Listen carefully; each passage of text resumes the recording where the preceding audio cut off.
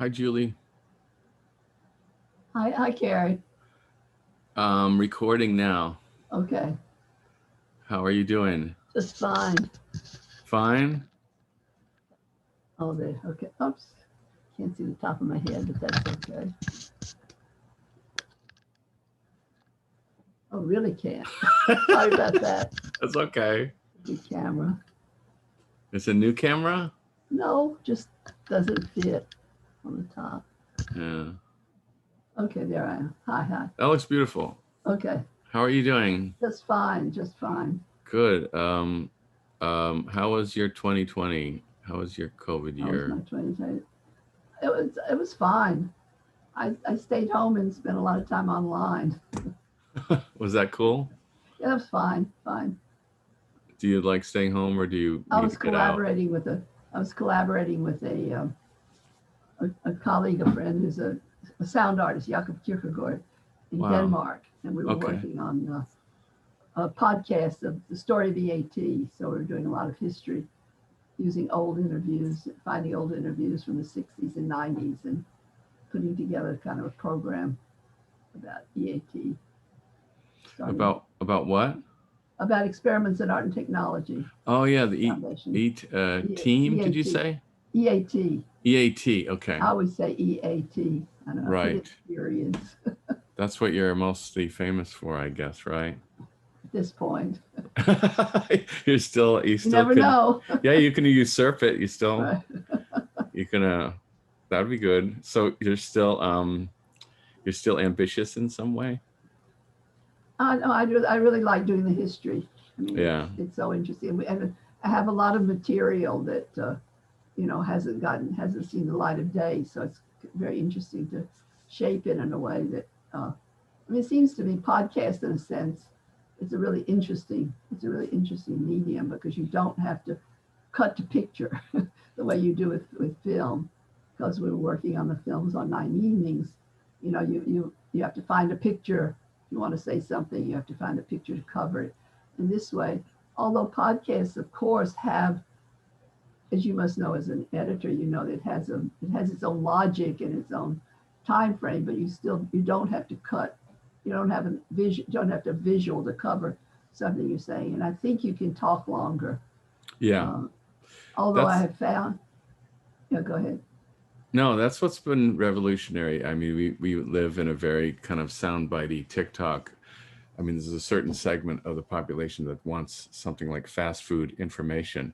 But then at the same time, we've got these long form podcasts and the ability for people to like sort of multitask or do the dishes or do the laundry and listen to something, Exactly. and they don't have to sit with a book and read it. And also just giving the space to ideas rather having less of an urgency to keep a viewer's attention, that so you can you know draw things out and let things sort of breathe, which I think is great. It's good that we have both too going on. I think people try to sort of hem in the culture as one certain thing, but there's so much now, and we're living in a very exciting time, but also a very scary time for people too. I mean, you've been around. What is your sort of overall, are you still optimistic about people and the culture and things in general, I guess? I was talking to my sister today who's visiting, and we were totally optimistic about being pessimistic, or we're totally pessimistic but still optimistic. Yeah, be pessimistic, but always think, what is it?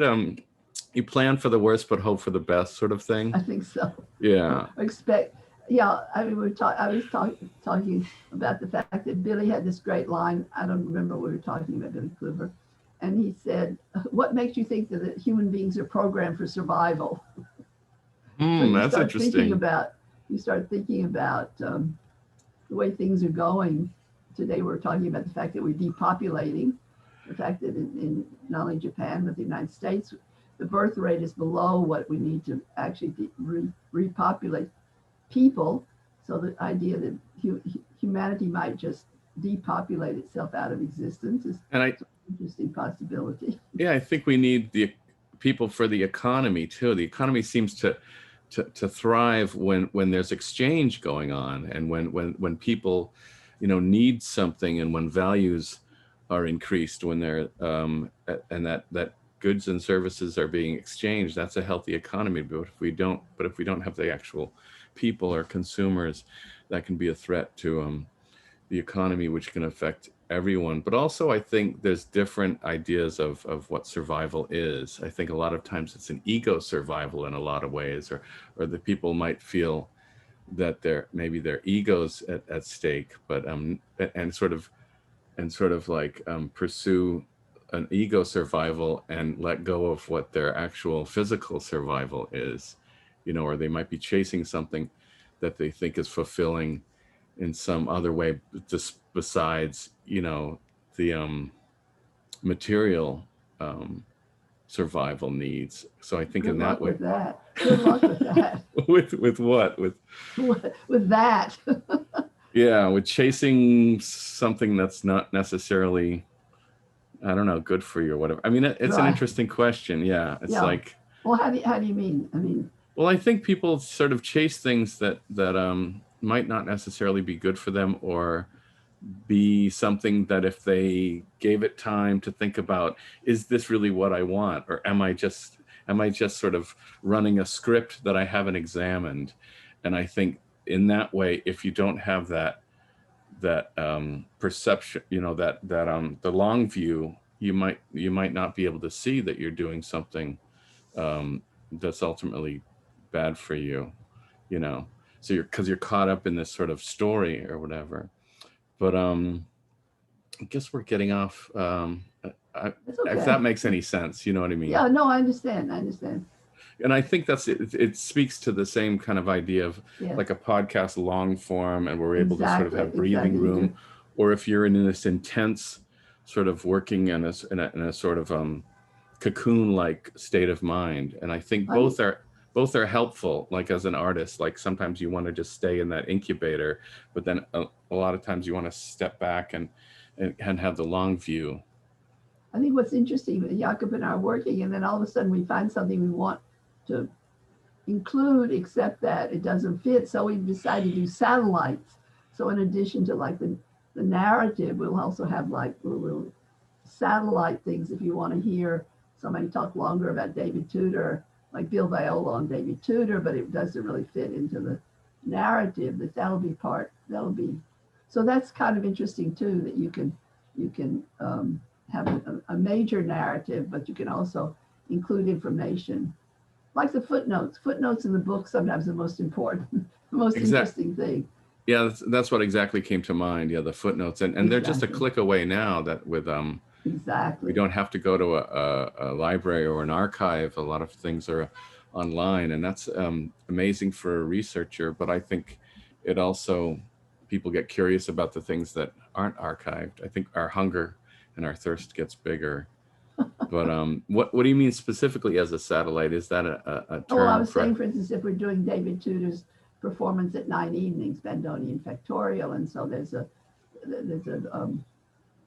kind of trajectory of talking about how David Tudor got interested in the bandoneon and then began to work and ending up with the 9 evenings where he played the bandoneon with um, contact mics attached, and then that sound went out into the armory. But he also, at a certain point, actually, there's an exhibition going on now called Teasing Chaos at Salzburg in the Museum of Modern Art in Salzburg on David. Um, and so the whole idea that then, let's see, in 1972, he put together a group of people. He was teaching them in New Hampshire, but he taught them this piece called Rainforest, which essentially was putting contact microphones on objects and using that sound, having that sound, working with feedback and et cetera, different aspects of sound, making a piece with hanging objects with transducers on them, producing local sound, and then feeding that into speakers so that you do a sound environment.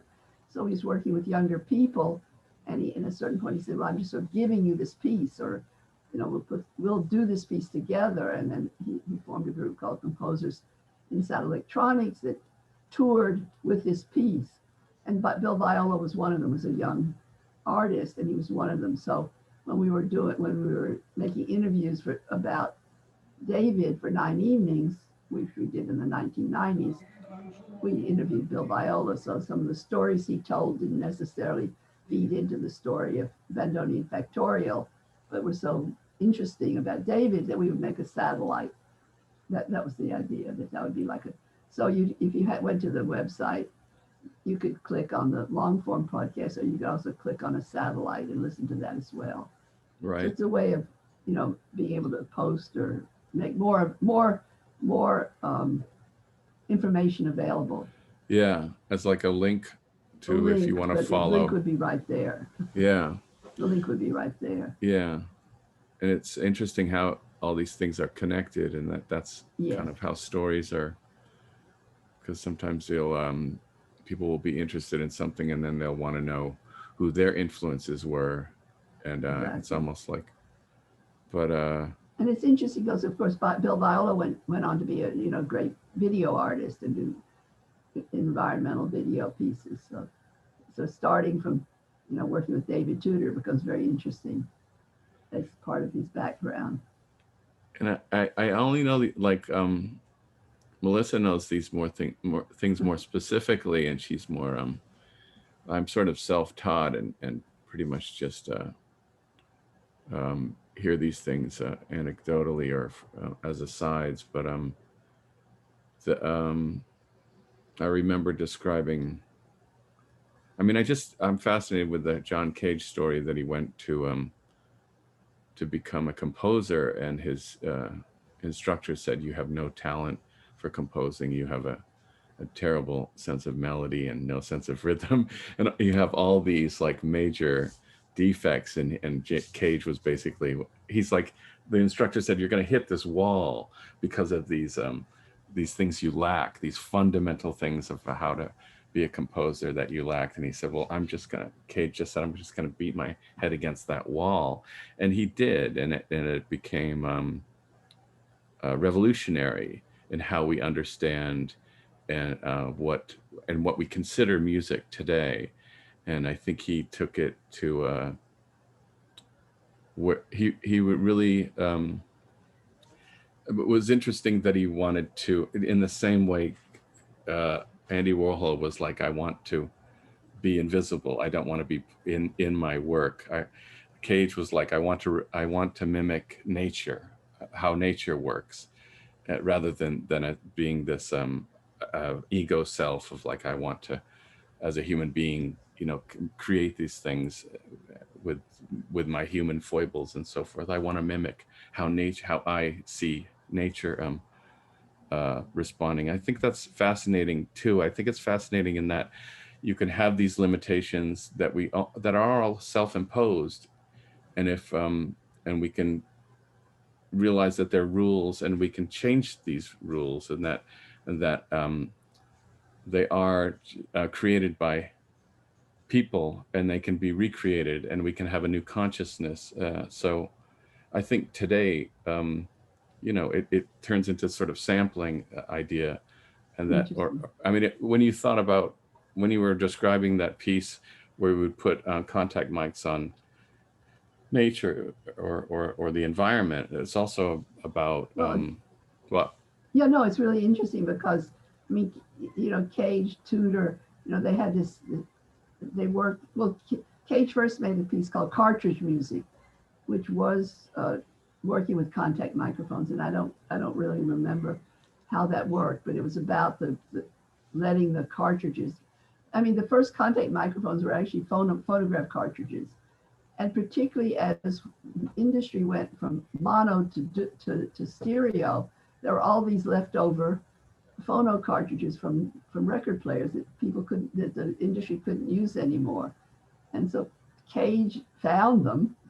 This is, I think, early 60s, if not in the late 50s. And so it began to use these as the sound pickups for the early cartridge music, and certainly David in the 9 Evenings. So that began, and then David beginning to use them on objects in space. The first Rainforest actually was a piece for Merce Cunningham. Merce Cunningham asked him to do. Merce was incredible in terms of empowering musicians. I mean, John Cage was his as partner and sort of music director of the Cunningham Company, would commission these his friends, these composers, to do pieces for the dance. And so David did this piece. He called it Rainforest, of using small tabletop objects, which he then sonified or put contact microphones on, and then ran the output into modular electronic equipment that modulated the sound out to speakers. And then, of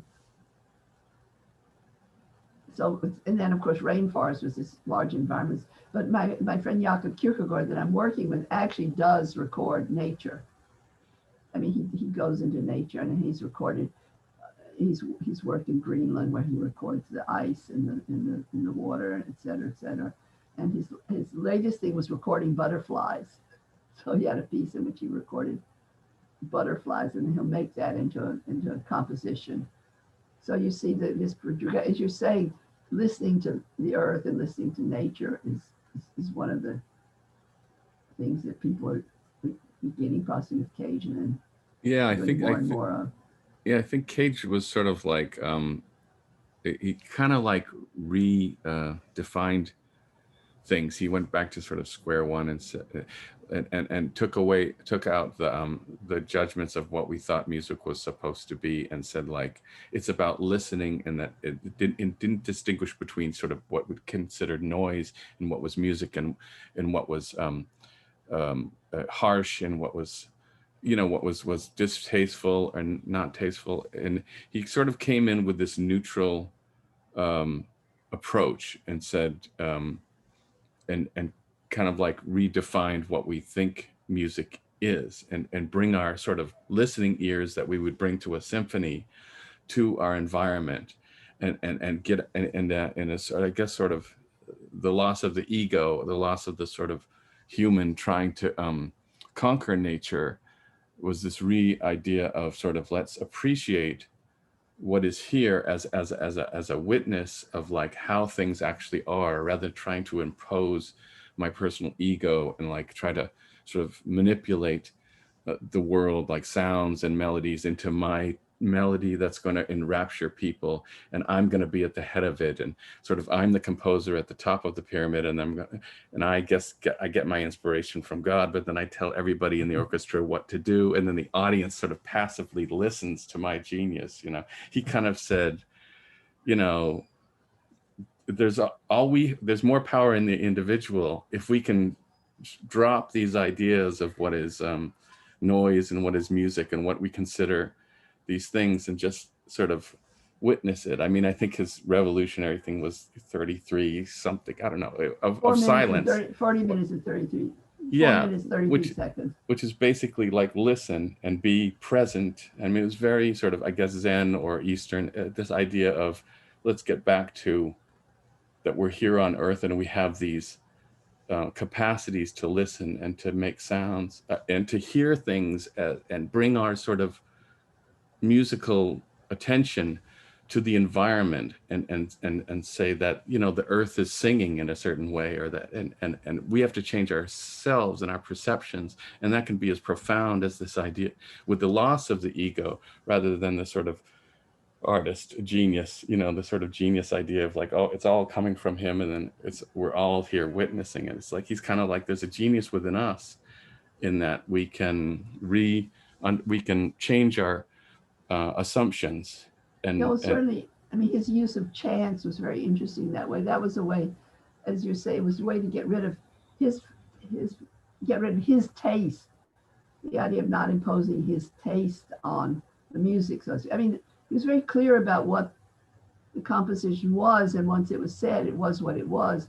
But the idea, I think, of using chants had to do with not imposing preconceptions, his own preconceptions on the compositional process, but defining it and then carrying it out. But if you work with the I Ching and you have decide what the I Ching means, and then you follow that, then your particular prejudices don't come into the music. It's like another way of getting away from what you're saying, the old assumptions about what music and performance is.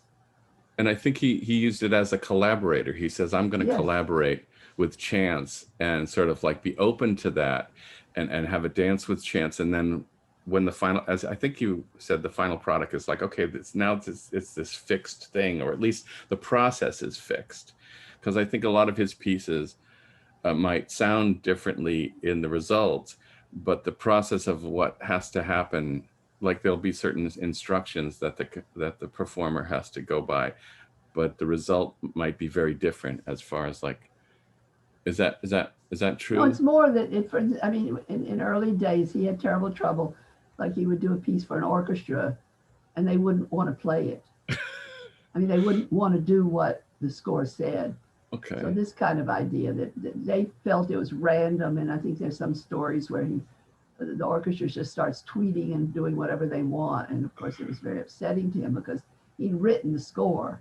That's what I mean. Ultimately, he wrote a piece. In some pieces, of course, it was open-ended. Variation 7 that he did at 9 Evenings was very open-ended. The idea was you take there's no input, sound input to the sort of system, and so there was no recorded sound like before in Variations 5, which was one of the pieces that used electronics. He did that for Merce Cunningham.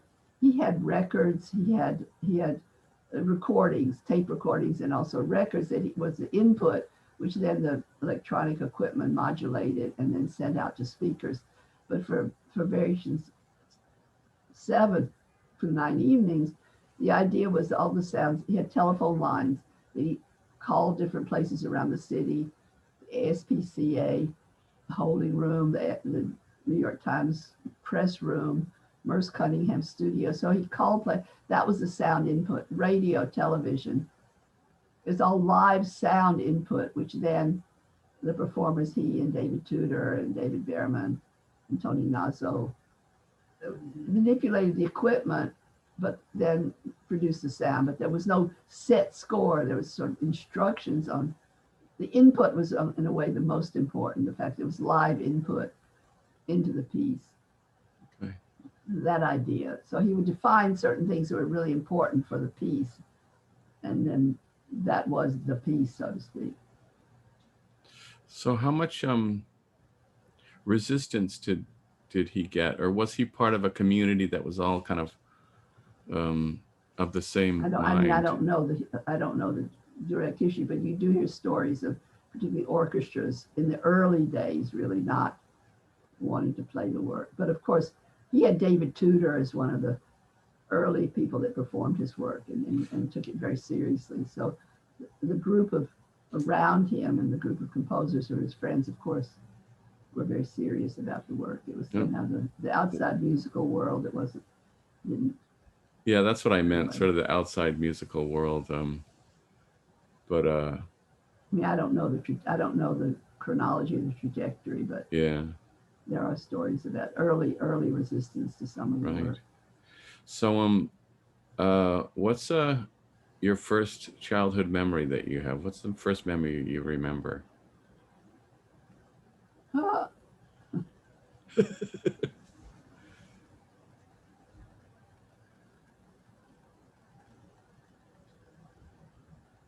It's hard to say. I mean, I remember, the house where we grew up, the house in Nashville, sort of. How was school for you? I always liked school. I always liked the teachers. I did well. Okay. First I went to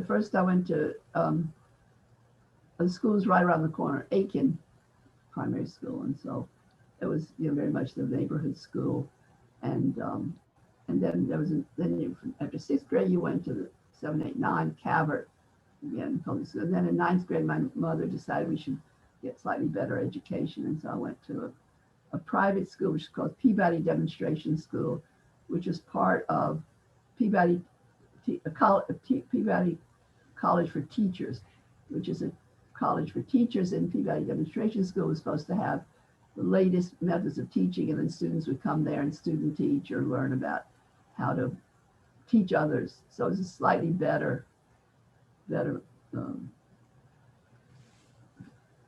form of education. And I was just thinking about my history teacher, which is Doc Holden. And thinking about it, I realized that he was a real Southerner because in a full year of American history, we never got past the causes of the Civil War. I think that he could never actually teach that the South lost. Goodness. Looking back on it now, it's like, okay. Boy, oh like, boy. But I mean, not prejudiced in any way, but I think he just, we spent a lot of time talking about that, the early days, and then not getting further. Huh. So as a child, what were your interests? Reading. What did you read? What did I read? Nancy Drew. Okay.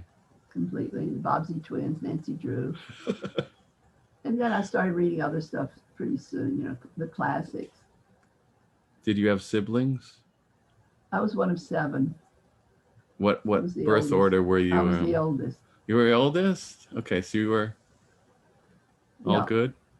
I was first, and then my brother Tim, Jack, and then Terry, who's visiting me now, and then Rick, Amy, and Lee. Did you have to be a parent yourself early on? Not so much, no. I mean, actually, I learned to drive, and my mother said she made me learn to drive so I could drive the kids around. But my parents both worked together at the factory that made preserves, delicious Delighted preserves. Is that the name of it? Well, Delighted was the brand, yeah. Okay. It was called American Syrup and Preserving Company. So it grew out of using corn, making corn syrup, and then preserves in the early days. Preserves sort of followed the harvest. So apple jelly, of course, not really apple jelly, but strawberries. So you'd go when strawberries were being harvested, you'd buy the strawberries and make strawberry jelly. But then after the war, in the 50s, after my father took over a little bit early, and frozen technology came in, you could buy fruit from all over. So for a few years, these regional jelly makers could survive. And so Delighted did very well. What were the classic books that you advanced from Bobbsey twins and Nancy Drew to? Yeah, I read everything. What was your favorite? I don't remember back then. Okay. I do finally remember reading Don Quixote, with the great Gustave Doré drawings. Yeah. But I sort of read voraciously, but I can't remember exactly what. Were you kind of a loner? Or were you? No, I had friends. Yeah. Were they into reading as well, or? No, some were, but. Okay. What about art? As far as when you're back there? My parents actually collected art, but local people. So a little bit later years when they had more time and a little bit more money. But mother really, she bought the young people in Nashville's art. So there's always a lot of art on the walls. And I remember coming back. They went to New York and came back with a Picasso lithograph. Wow. In the dining room, hung above the mantelpiece. So they were very aware of art and of collecting art, but not on any. And of course, they were members of the Museum of Modern Art, so we've got all the books. So we had the catalogs. And I do remember they brought me up to New York on the way to college when I went to Radcliffe undergraduate, and so they brought me to New York and then up to Cambridge. But we stopped in New York, and I think we saw the Jackson Pollock show. We went to MoMA, and that's what happened to be there. What year was that? You remember? I think 56. Would have had to be fall of 56. But that may have been later. No, I think they did it right after he died. What did they think of Pollock? I don't know. Okay. They weren't the kind of people that make fun of things. They were or weren't? Weren't, no. Yeah, okay. But they weren't, they weren't. Overly serious? And then later we went back when Picasso, there was a Picasso show at like every gallery in New York. That was a couple of years later, and I remember going to that with my mother. So. Yeah, I recently went, last Saturday I went to MoMA, and I was really impressed by the Kandinskys, but probably because I got off at the fifth floor. I was on the elevator. I was going to walk down, and there's the four or five. I thought the first one was the best, but there's the sensitivity. There's a range of very like delicate brushwork and painting, and then there's a strength to it. And it was like, I can't really get any of this from seeing it as a print in a book. No way, And right. it's like you actually, I mean, you have the opportunity to look up close and see the actual paint on the canvas and see when it's paint and when it transcends paint and becomes something spiritual or something that speaks to the soul, or at least my soul, that no words can really speak. And there's a certain like intuitive logic to it that's very moving. And I felt, because the person I was supposed to go with didn't kind of show up, so I was the first time just me and the paintings, and and I was able to sort of go freely and just be drawn, see the paintings that were speaking to me. So it was great to go by myself and really like, um, I think and that's I, true, yeah. yeah, I just looked at the abstract paintings that seemed to me like Kandinsky was very good, and I liked the Matisse. There was a still life that's very large and sort of has bisected thing in the middle, and the sense of light was very striking, and also just the play between what looks like, the mode between abstraction and realism, that there's a play going back and forth where you can see it abstractly and you can see what it's representing, and and I like being in that sort of twilight place. Uh the Picasso was impressive, but it was almost like too macho, too much. There wasn't this light sensitivity to it. There wasn't the sort of like very like kind of feathery detail part of it as well. Like, I mean, with the Kandinsky, there seemed to be kind of everything. There seemed to be the strength and the macho, and then also the very light. And there was a depth. But I was also impressed by the Pollock, and Uh-huh. in that that you could see that there's layers. Like, I don't know, he either that there's a journey from where the canvas started, and maybe the stains that he would treat it with, and then a certain, so there was a history of like how the paint was being layered on. And and I found that there was a sensitivity to Pollock too, that that um that helped me be more drawn to the artist and the painting. It was less trying to it's more, it invited me in, and it sort of said, I have this vulnerability too, and I'm a frightened spirit in the world too, and I can't make sense of things.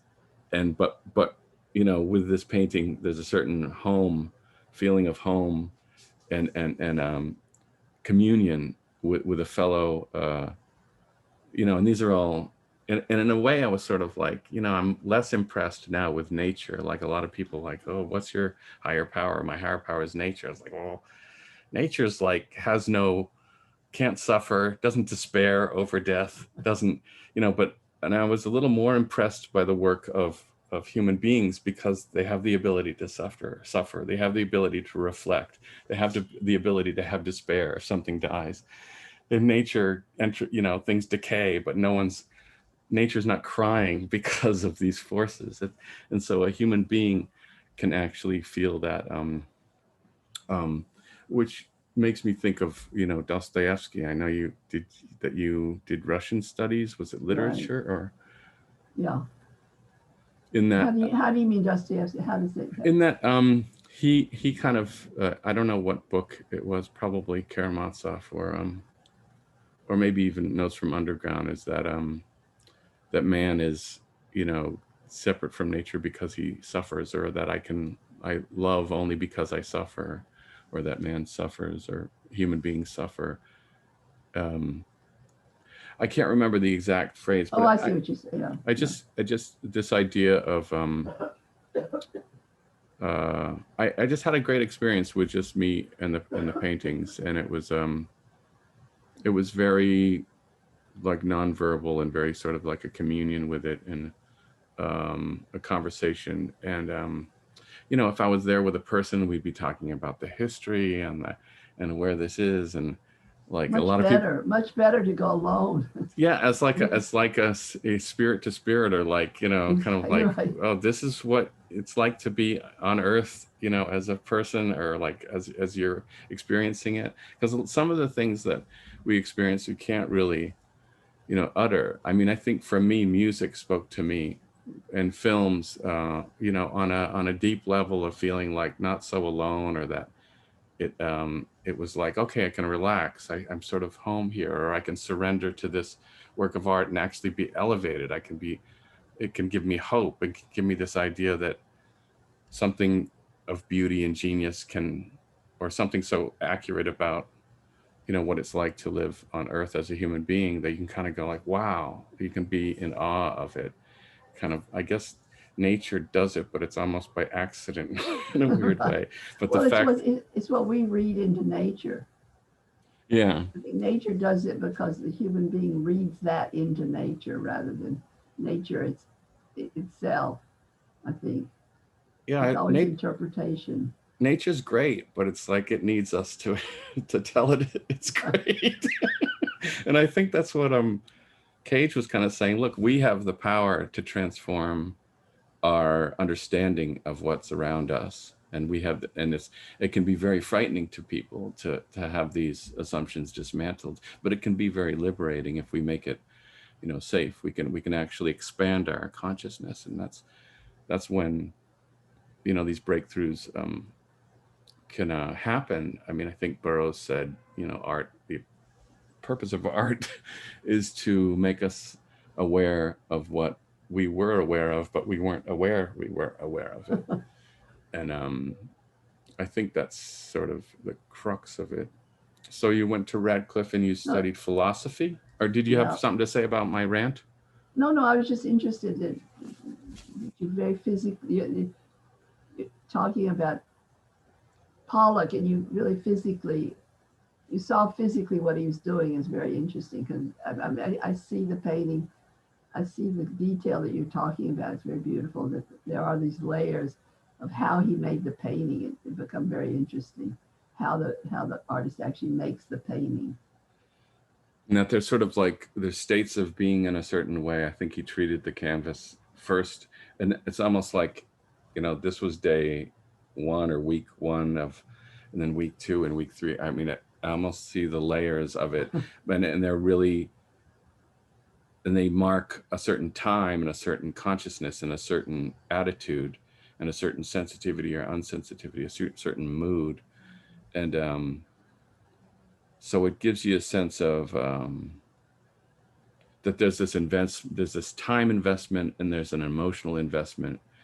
And the only, you know, I don't want to rail against Picasso because I only saw the mirror one, and it just seemed very bold and impressive, and could probably, you know, transfer to, you know, an image on a page very like easily. But something being the presence in live situation with the Kandinskys and the Pollocks and the Matisse, it's like it became something new because I could see the detail and the light touch of it that helped me understand that it wasn't an ego.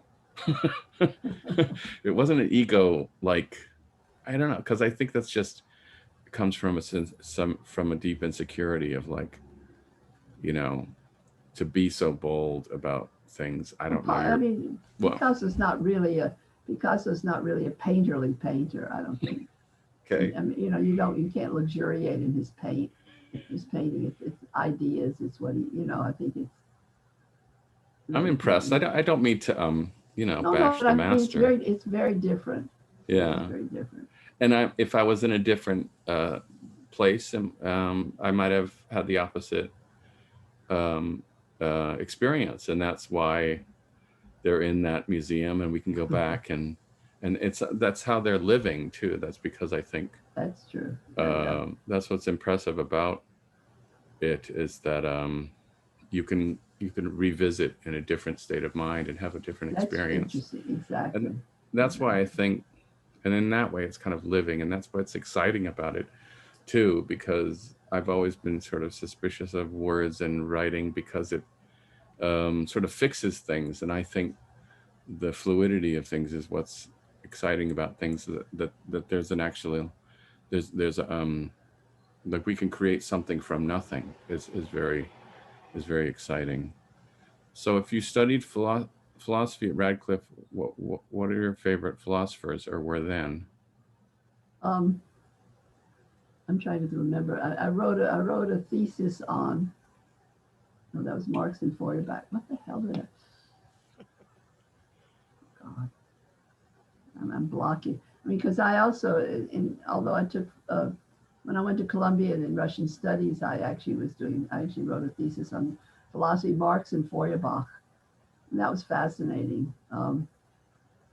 Just sort of the different, trying to remember. Um, because, well, Marx, the very early work, the economic and philosophic manuscripts of 1844 was something that had just been discovered, or the Russians had released it, translated it. So it's very early Marx, when he was just beginning to formulate ideas. So it's much more kind of humanistic. I'm talking about alienation. So it's really about alienation, and the fact that the worker becomes alienated from his work, so alienated from himself. This kind of critique of capitalism. And then Feuerbach, who felt that religion alienated people from God, that that you could bond directly with God, and the whole sense of alienation of the individual from himself. I wrote about. So that was what I was interested in. Yeah, And this whole idea of sort of being a human doing rather than a human being, and right, being that was my undergraduate thesis, right? Because that's more philosophy. Um, yeah, exactly, human being, and the whole concept of alienation. yeah, not feeling connected to what you're doing. Didn't Marx do his thesis on the Greek philosopher that studied happiness? Was it? It's possible. I don't know. I don't know that history. But yeah, I was gonna look it up, but maybe. Um, No, but I liked Marx. I liked Kant. I had a teacher who taught Kant, and I really liked the concept. Plato, I liked all the older people. I was very intimidated by the new philosophers, and sort of, the Brits. I can't. Wittgenstein or Well, Whitehead Wittgenstein, and what? the next generation, Austin and those people, the sort of English. That was very popular at Harvard at the time. Austin and whoever those people were, the kind of language.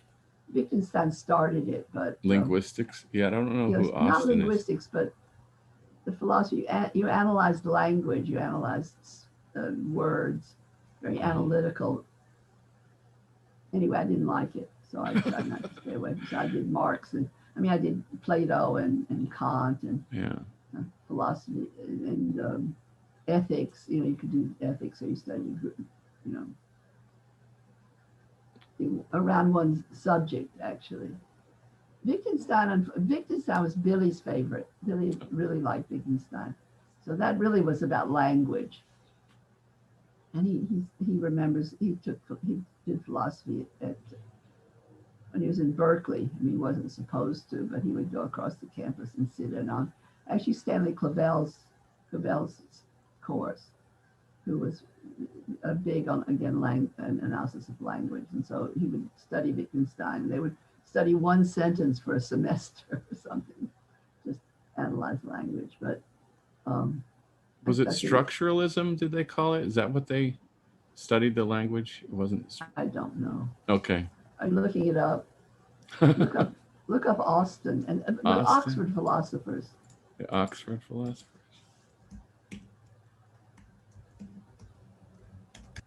It could have been called that. I don't. All right. John Locke. Okay. J.L. Austin. Yeah, yeah. All right. British philosopher of language and leading proponent of ordinary language philosophy. I'm trying to click on it. Austin pointed out that we use language to do things as well as to assert things, and that the utterance of a statement like "I promise to do so and so" is best understood by doing something. All right, But making it a was really promise. language of meaning, epistemology, but it was very aggressive at the time and very intimidating. Okay, I thought. never heard of this guy. All right, you're But see probably who his right. It's colleague, probably what? see who his colleagues were, because this was that whole school. Look up All right. Oxford School. Um, And I think Wittgenstein was like the inspiration for that when he went to England. logical positivist. Okay, his Logic, school yeah, yeah, school yeah. is analytic, ordinary language philosophy, linguistic Logical philosophy, positivism. correspondence theory of truth.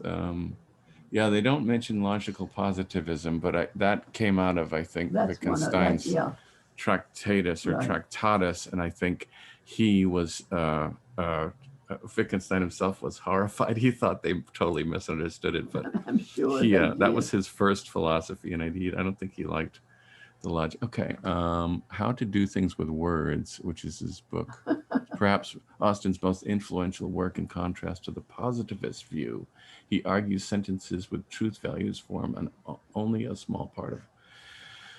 All right, let's not go down that rabbit hole. No, but Philosophy that's is fascinating, but but that was very current at the time and like the okay, newest thing, and I really didn't like it. So I spent a lot of time with Kant and Plato and Aristotle, and that then I was wrote a read. thesis on Marx and Feuerbach and the theory of alienation.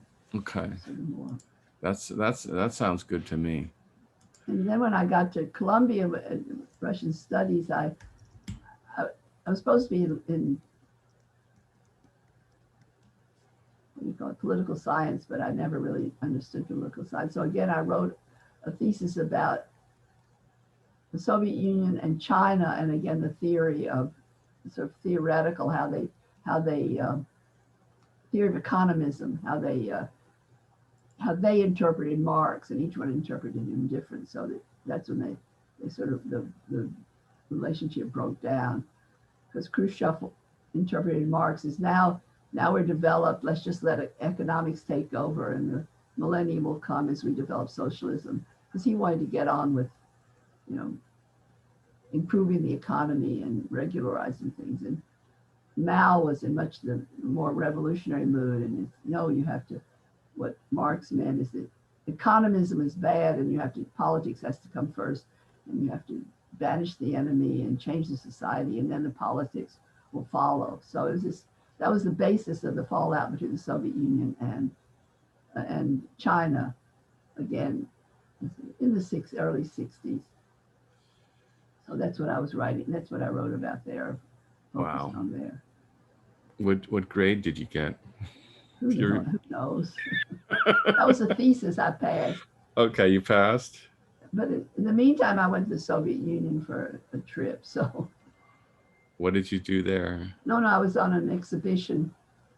The Soviet after the 1959 big American exhibition in Moscow, they did a cultural propaganda exhibition about life in America. The Soviet Union agreed on 2 or 3 smaller ones, and so I was on one called Plastics USA, which again, plastics in the home, plastics in business, and I was a section plastics in art. And even though I couldn't actually speak Russian that well, I think they decided I was good for propaganda, the USIA. So I went 3 weeks to Soviet Union, no, 3 months. And so we had an exhibition in Moscow, Kiev, and Tbilisi. So I could talk about, and of course they had abstract art in the booth. So was this when you were at Columbia or Radcliffe? Yeah, I took a year off. Between Radcliffe and Columbia, or between first year and second year. in Columbia? Yeah. At Columbia, okay. I was at Columbia and then took a year off. And so we traveled around the Soviet Union, talking about art. In Moscow, they understood completely, and the kids just wanted to know more about the art. But Kiev is like, what's that? Why doesn't it, why doesn't it look like something? Did you go to St. Petersburg? Yeah. Or I guess it was Stalingrad at that time? Leningrad. Leningrad, rather. Yeah. Yeah, I forget that it's called St. Petersburg. Yeah, I took a trip there to see the Hermitage. It's Yeah, extraordinary. it's amazing. Like the Hermitage or the Winter Palace is, the Nevsky Prospect is this huge, wide, like strip of walkway and carway, and on one end is the Winter Palace, or and then the other end is a graveyard. So I Really? thought that was very Wow. much of like a Russian kind of Wow. feel of something. It's like you've got this opulence of materialism and life, and then at the other end of this huge stretch, you have the graveyard, which I think Tchaikovsky's buried there and Wow. Dostoyevsky's buried there. So yeah, I had a great trip there a few years Wow. ago before. When did you go? Uh, it must have been, I don't know, 2008 or something, or six So or it seven. was after it was St. Petersburg. It was when the Soviet Yeah, it Union. was when it was St. Petersburg. Yeah, because we Melissa, I guess, had a trip to Helsinki, and I thought we should just drop in because I was a Yeah. big Dostoevsky fan. And we went to Right. his museum. We went to see the Nabokov or um, house, which still had, Really? yeah, it hadn't been completely erased of its previous Huh. accoutrements or details. But Melissa is more about the details, and I make these broad, strokes because Sounds good. because I'm lazy, and I just Not at want to have all. enough philosophy to make the next film, and then just to have a clever idea. But yeah, so it was so you No, St. Petersburg is interesting. And Moscow is the city of power, right? That's where when I was there, Lenin and Stalin were both in the crypt in front of the in Red Square. wow. Stalin got removed after a while, but the first time I went was 60, I think, and he was still in the.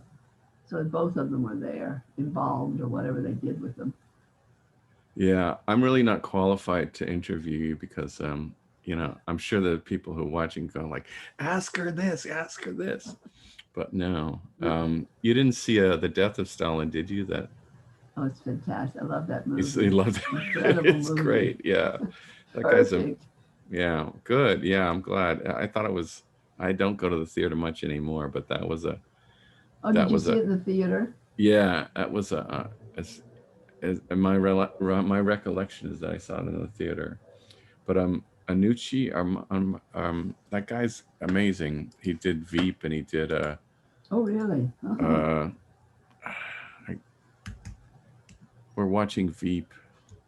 Oh, I heard. I think the further one gets away from it, the more transgressive it gets. Not just Yeah. funny. It's, Uh, okay, The Death of Stalin was in 2017. It's this guy. I What's his wonder who. name? The guy who Armando Iannucci. Huh. Yeah, he's amazing. He worked with oh Alan, the Alan Partridge show. It's really warm here. So Steve Coogan, he does a lot of the sort of quick-witted, put-down English comedy stuff. Oh, that's And I interesting. think Alan Partridge sort of started the cringe comedy that The Office sort of Oh, exploited. Just the idea that this person is so uncomfortable and so like offensive and you know um uh but the death of Stalin just was so right on. I mean, I thought it was amazing. They just did yeah, an incredible job. no, It's sort of total power high. vacuum. Yeah, total high point, and it's totally like taking this guy Anucci's sensibilities and bringing it to a historical context, and it was like a complete beautiful marriage. But I'm just saying, there's a whole trajectory, all this Oh, like I work see. he's done before, and it really like these two worlds met perfectly. I'd love, I have to own that movie. It's getting warm here, and I'm losing Huh. focus. Okay. But we're at college right now, so You graduate studied school. philosophy and then Russia and No, when it and was for some reason I got it. I think it was Dostoyevsky that did it. For some reason, I decided to study Russian studies because I'd read Dostoyevsky, of course, before, and somehow I think I thought I'd like to know what the Russian soul was really all about. So in Harvard, although I was taking, of course, in philosophy, I took a number of courses in Russian studies. I studied Russian language, and I took some courses in I um, audited the famous course at Harvard on the Soviet Union was Feinsod, because he had written How Russia is Ruled, which is based on papers that the American Army found. No, what happened? Oh, the Germans, when they went into Russia and they got to Smolensk, and when they got to Smolensk, they just took all of these government papers and took them back to Germany for some reason. And when the Americans moved in, they took all these papers from the Americans. So there was this real cache of information that American scholars for the next 10 years used to understand what was going on in the Soviet Union. There's a book called Smolensk Under Soviet Rule, for example. But Merle Feinsod wrote this book, How Russia is Ruled. And he taught the course in Soviet studies at Harvard. I remember, and I audited it, but it was taught by Brzezinski in that year because Feinsod was on vacation. So Zbigniew Brzezinski was the teacher. And he then went to Columbia, and he was at Columbia when I went there. But anyway, I just got interested in the Soviet Union, so I decided that what I would do yeah. would be to go to graduate school in Russian studies. And that summer after I graduated, I did go to the Soviet Union with experiments in international living. I don't know if you know that, but that was a program that sent high school students or college students usually to live with families in a different country and bond with a kid in the family, and you take bicycle trips or whatever. But they reached agreement with the Soviet Union that we went as a group and stayed at a youth camp on the Black Sea and traveled around Russia. So I went on that. Most of the kids were I think were CIA agents, but never mind. So I had a great time again in the Soviet Union, sort of Yeah. playing. I love what?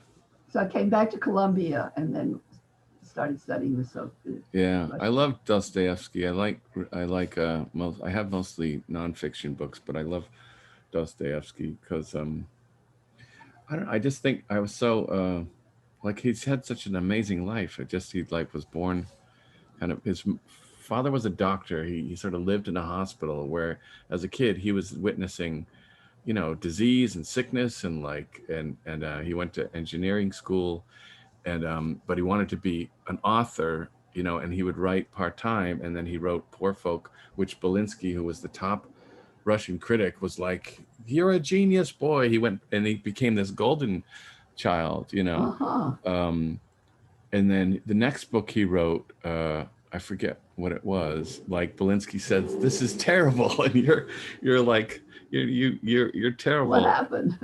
Yeah, what happened? He went completely out of favor. It's like with Dostoevsky and the Russian thing. It's like this all or nothing. It's like, okay, the Winter Palace opulence here, the height of materialism, and then death in the end, and we have this big road, and that's it.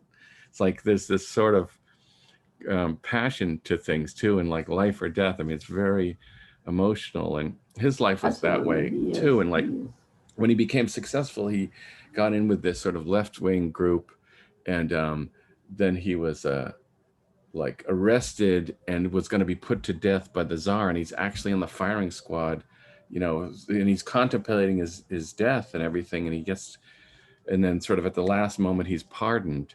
And this like made his epilepsy even worse, I heard, because he struggled with epilepsy, and then he wrote this book, the Possessed or the Devils, about like a murder within a sort of left-wing group, and how and the possession, the ideological possession can be a dangerous thing. He was just so like his stuff was. The thing was that he could talk about the poorest people and the humblest folks, and he could talk about the richest aristocracy. He had the expanse of class and so forth, and could also can speak to the sort of spectrum of human experience. And then because he became, he sort of had this optimism and this utopian, he sort of believed in the utopian idea, and then sort of he had this sort of crisis of confidence, and then he wrote Notes from Underground, which is sort of a critique of any kind of like perfect utopian system, meaning that there's basic irrational, you know you're, Right. Yeah. you're If you make the perfect society, yeah, the whole idea was if even if yeah against comment, even if you made the perfect society, man is irrational enough to destroy it. yeah There's no utopia. there's Yeah, people the like basic me, irrationality of man. Yeah.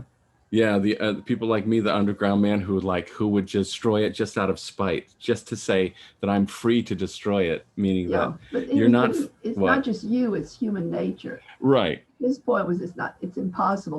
You can't do a utopia because it's against human nature. Because even in the most perfect society, the impulse would be to destroy it. Yeah, it can never eliminate that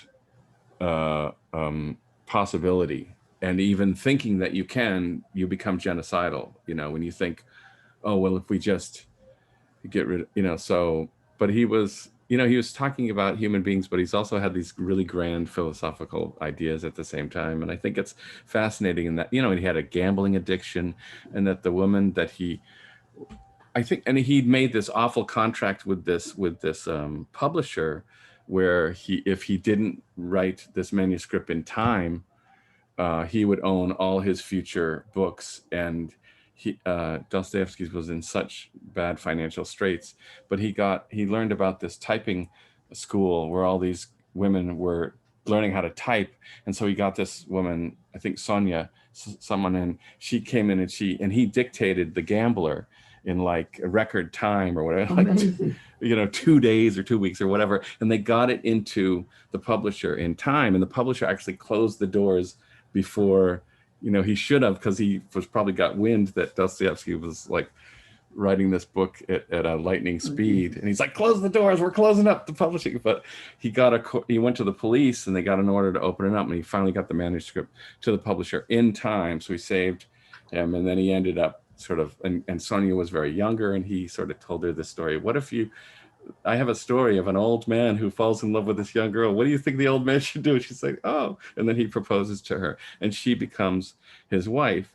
And she was like, I think she helped him like write his most balanced work, which was Brothers Karamazov. That's the one where really it's like perfectly, like, I think even Crime and Punishment is a little lopsided, and the Uh-huh. devils and the possessed is a little lopsided, and Right. it's like, she sort of said, look, you're the genius, you write, I'll pay the bills, and I'll make sure you know that you have a certain organization to your life, and I'll sort of provide the stable home environment so you can do your best work. And I just thought it's such a beautiful story, because he's for me, he's such a deserving guy. I know he could be like miserable and be the worst Christian ever. I think someone said that it's like Dostoevsky's like the meanest, most vile Christian I've ever met. Because he could go to some dark places, but he could also like have these moments of like tranquility and like epiphany, and he understood the whole extremes of things. And I think within um, Brothers Karamazov, he's had all these characters whose father, was so awful, alcoholic monster, that his serfs killed him. It's like, this is a guy where it's like his slaves like said, we've got enough of this guy, and they kill him. And I think that was based on something true or whatever. And then he has all these sons, and like one's the intellectual atheist who ends up shooting himself, and then there's the sensualist, and all the aspects of being human. And then you've got Alyosha, which is, I think, Dostoevsky's like child that I think he lost. Was I think he named that character after him, and he's sort of the he's trying to be a religious, like a Right. priest or something. And I don't know. It's just like I'm so impressed by Dostoevsky because he goes everywhere. You know, he's like, and also I just love, like, I was drawn to Notes from Underground because I really like the reading something first person and diary. For me, it's like if I have, that's what would be the remedy to alienation to me, to hear someone speak first person about what they're going through, and that compels me when I hear a voice saying this is what's going on. And so I'm drawn to like these confessional sort of diary sort of things. But It's so yeah, interesting. that's my Dostoevsky rant. I love Not him. bad, not bad. Thanks. But so where was art through all this? Or did you Well, I sort was of? always in, because my parents would come to New York and would go to things. And then I had a boyfriend who went to art things. Actually, 60, yeah, 60, and Bob Fagan actually had. He was a friend. His brother. No, he knew someone who knew Bob Whitman, and so through Hugh Mitchell, was working with Bob Whitman on one of his first performances, the American Moon, invited Robert and me to go see it, and so that was the first time I saw a performance by um, Robert Whitman, which I didn't quite understand, but it was quite extraordinary. You sat in there was a central stage, and everybody sat in little tunnels leading to the stage, and then there was these progression of images, things going on the stage, and a curtain would roll down, and the film would be projected on the film in front of you, and then roll back up, and certain, just very, just non-narrative progression of images, very, very beautiful. And so from then on, we knew Bob Whitman, and Bob Fagan would go to art galleries that are around town. He knew where to go, and so I started looking at art essentially. So when I got out of Columbia in '65, it only took me 2 years to get a master's in it. I mean, I didn't work that hard. And in those days, you could be in school, you paid $75 a semester or something, you could stay enrolled. And then all of a sudden you had to sign up for classes and pay a lot more money if you wanted to be enrolled. So I managed to finish my thesis very quickly, Good. and we got a master's and a certificate, the Russian Institute. And then I wanted to work in film. I was sort of interested in working in film for some reason. And so I worked I worked with Merrill Brockway, who went on to create and direct Dance in America on PBS. Incredible series. But it was a series, he was doing a series on art. And so we did, what was it called? But it was about contemporary art, and I can't remember right now, but it was about that. So we interviewed Rauschenberg and Marta Manoogian and Tony Smith. So we did a program on contemporary art, and I was the researcher for that. And that was great. So I was kind of just hanging around looking for stuff to do. And 9 evenings, and then that summer of '66, I started working for Bob Whitman, and he had gotten the chance. Paul Libin had invited him, he let him use Theater in the Square on Bleecker Street to produce two of his performances. One was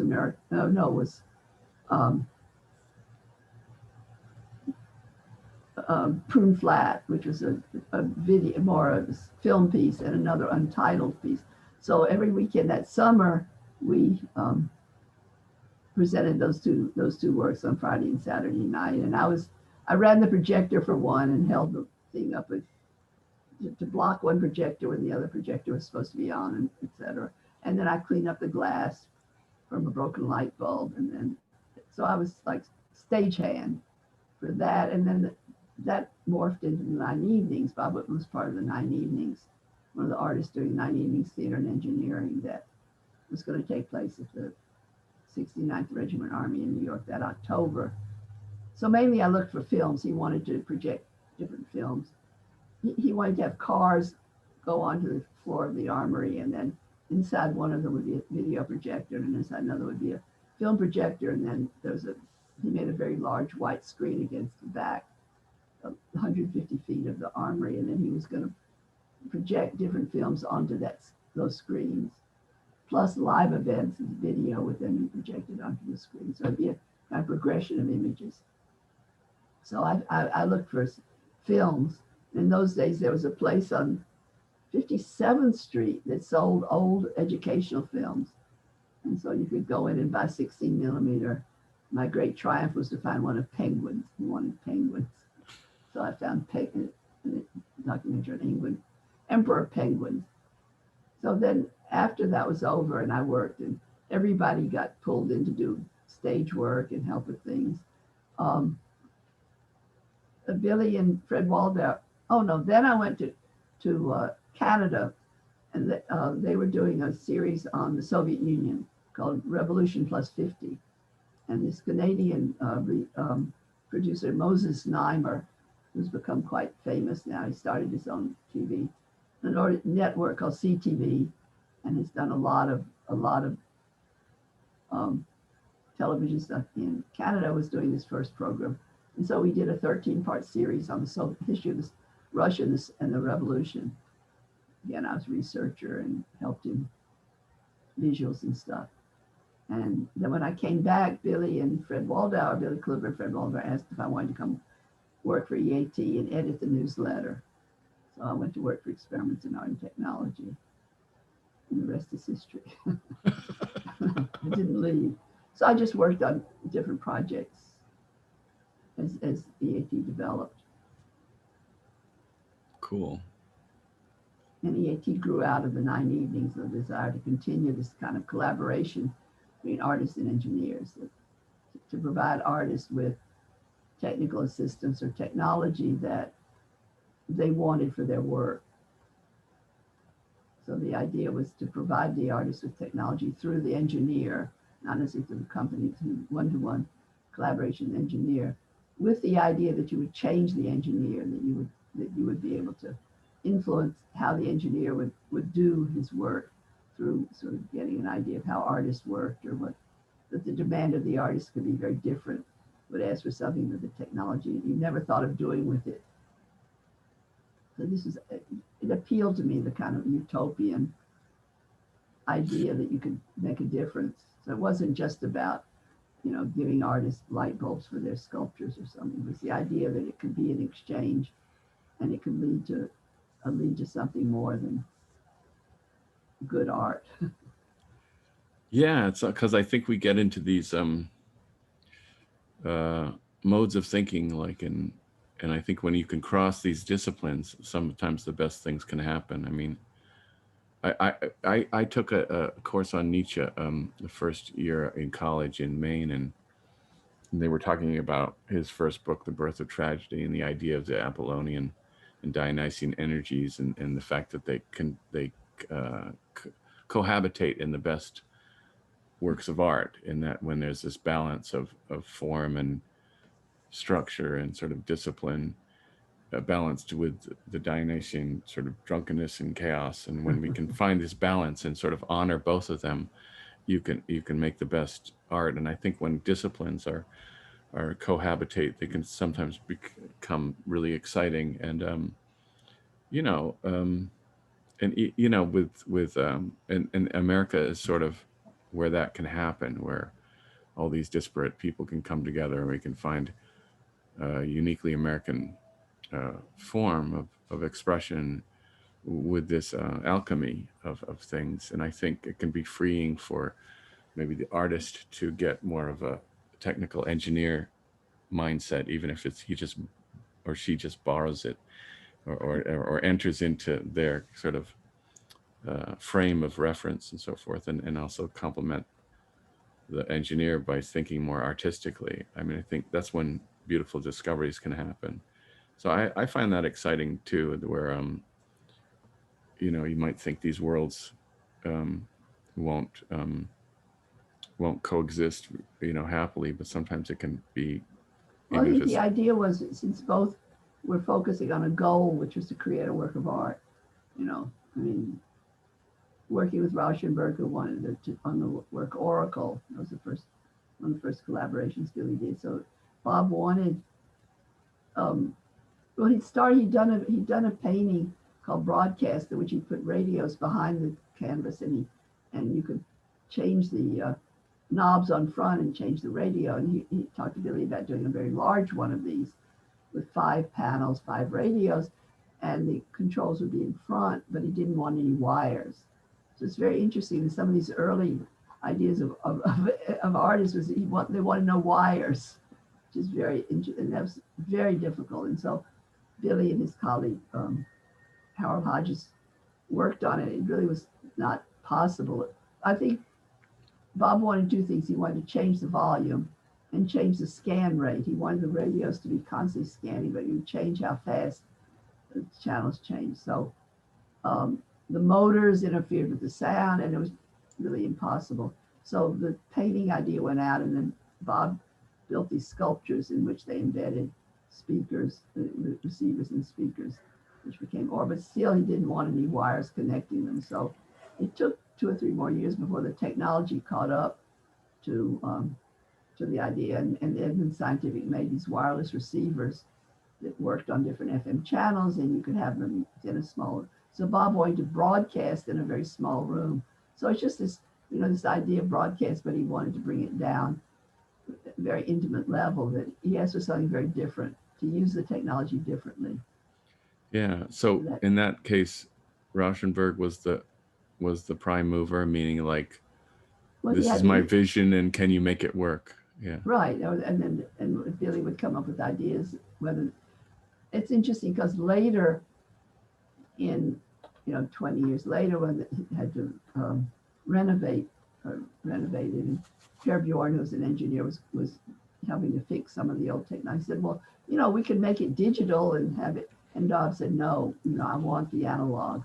So he knew the decision about what he wanted. Somehow I want it to go analog through the channels. I don't want it to jump.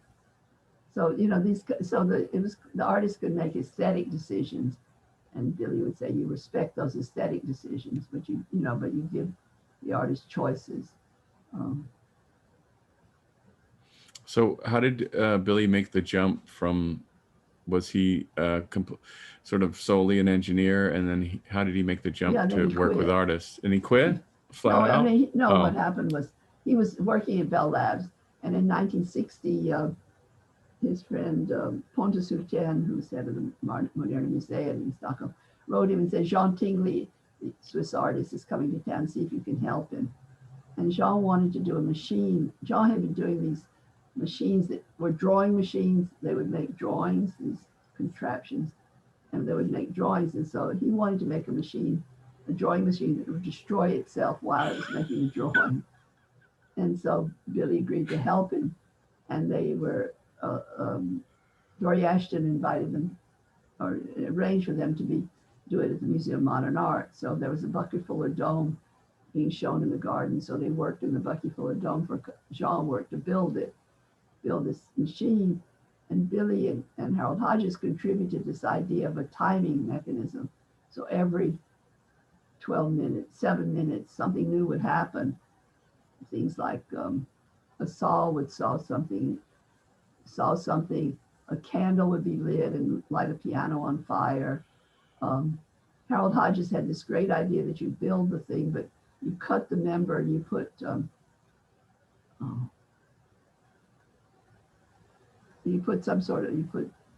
welder's glue or some kind of glue in there back together and a resistor. And when it heated up, it melted the glue, and then the member would fall apart and the thing would collapse. So these different things would happen over 27 minutes. And so that was, like Billy's contribution was to kind of automate the destruction. So that was his first collaboration. And then he got interested, as he began to get interested in going to art in New York, art galleries and openings. He would ask people if they wanted to do something. And Jasper Johns was interested in having a neon letter for one of his paintings, but then he didn't want any wires to the walls, so that Billy and Harold devised, how do you do a wireless neon? So there's sometimes a technical challenge as well. And the most interesting one, in a way, sort of an iconic, is Andy Warhol wanted. He said, I want to do a floating light bulb. So first, the engineers went back and they realized with the battery technology that they would have, the light bulb would have to be as big as a house, to support the battery, actually. So that didn't fly, but Billy had found this material, mylar, and from a neighbor, given him this silver material. And Andy said, oh, I want clouds. So again, the engineers tried to figure out how you could fill it with helium but not have it fall over. How could you heat seal? There was no heat sealing. How do you heat seal it? And when Billy came back one day, Andy had simply folded it over and made these triangular pillows that he called silver clouds. And then you fill it with helium and you fill the room with it. So the idea that something would come out that neither of them had thought of, but through the process of interacting with the individual and with the material, something very different came about. So Billy had been working with the engineers and really wanted to expand it. And the opportunity came along to participate in a festival in Sweden, the Swedish Music Society, Filkingen, Knut Viggen came and he said, I'm going to do a festival of art and technology. Would you like to take part? And so Billy talked to Bob Rauschenberg and they decided yes. And they put together this group of 10 artists and composers to do performances in Sweden. And then Viggen and Billy and Bob had these very different ideas about, the Swedes said, oh, don't bother bringing the engineers. We can do the engineering. And the idea to get the engineers to work is you're going to Sweden, but also this whole idea of collaboration, that they worked together and they weren't just going to send the artists. So it kind of broke down, and in true American fashion, let's do it here. Found the armory, and through Senator Javits, actually Senator Jacob Javits, procured the use of the armory. I think they were federal troops or whatever. We were able to work there. Although since then, of course, they do fashion shows and all sorts of things. And so the 9 evenings happened. And from the 9 evenings, this idea, let's continue this. Let's have artists have access to technology.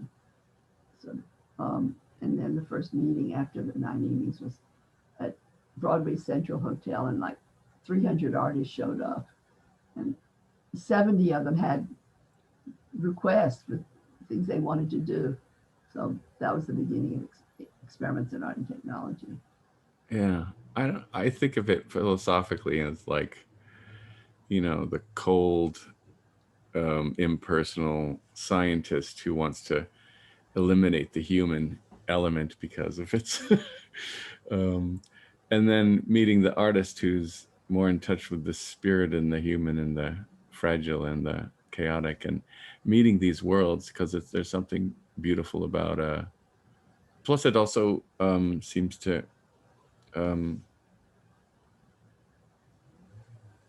tread new ground. Well, it was more, I think it was much more practical. I mean, there are these philosophical overtones, but I think first place always. But Billy really had this idea that it was really engineers who could interact with artists, at least at this point.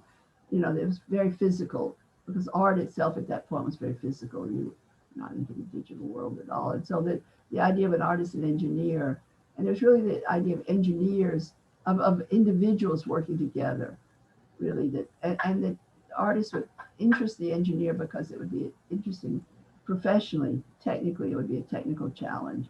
And then the artist could interact or react to the solutions. So it really would be a working together, that something could come out that would be a work of art, but it might be more than the artist had thought about. Yeah.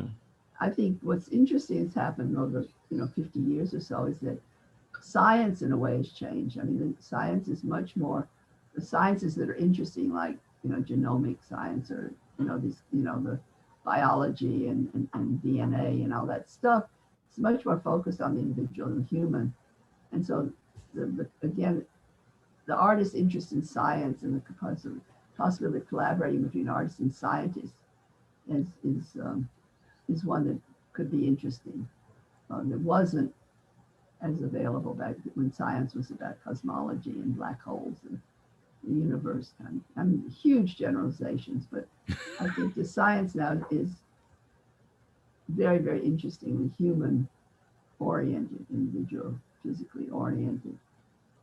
And those are the areas of collaboration with engineers, with artists becomes interesting, perhaps. So would the engineers, would their work differ, or do they not have any We'd kind like to of, think so. yeah, but maybe they don't have the The freedom. idea was that they would become, might become more sensitive to. You might design something, you might be more aware of how the individual might use it or how it might be used. I think Fred Waldauer talked about being influenced, and he actually did invent the first digital hearing aid, not from working with an artist necessarily, but the fact that he was very interested in sound and in music, and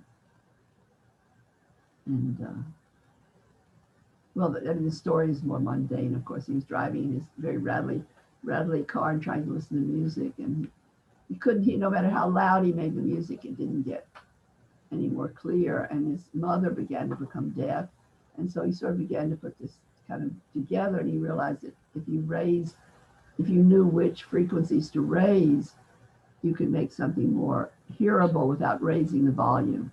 So that he developed this idea about how you could analyze the person's hearing, and then with controls you could just amplify the frequencies if this person was lacking.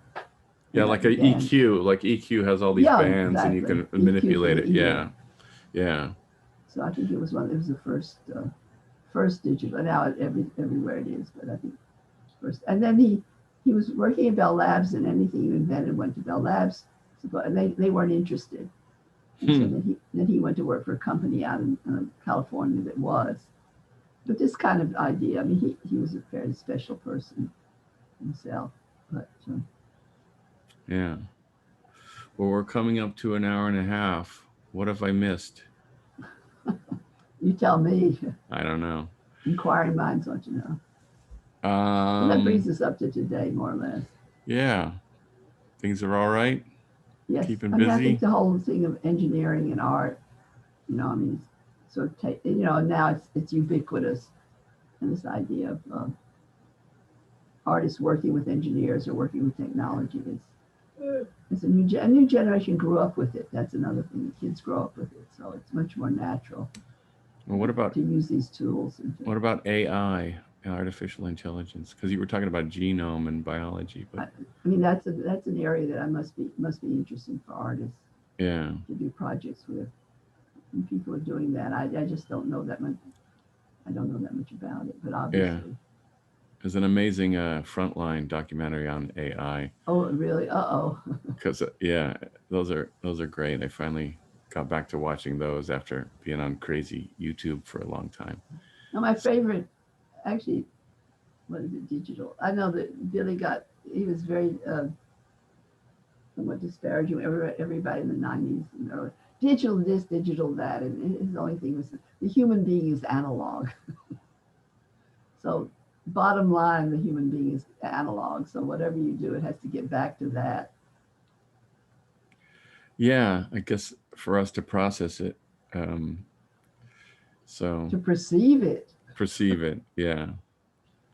All right. Well, on that note, that's a good note. That is a good note. Yeah, and I've already taken a lot of your time, and I really enjoyed. It's a great pleasure. Great pleasure. Cool. And so thanks so much for being on the show. And if you approve of the video, I'll post it and put any links in the description that you'd like me to add. Yeah, we have to try to finish the EAT website. Is it in progress? Is it posted in a incomplete state, or is it not even posted? I'm not even sure. I'm working on it with Haiti, so I'm not sure. But we really do have to do it. All right. So that was the EAT never managed to do a pamphlet. Well, somehow these things will get out. Exactly, and maybe more important things are happening than a pamphlet and a website. Who knows? Okay.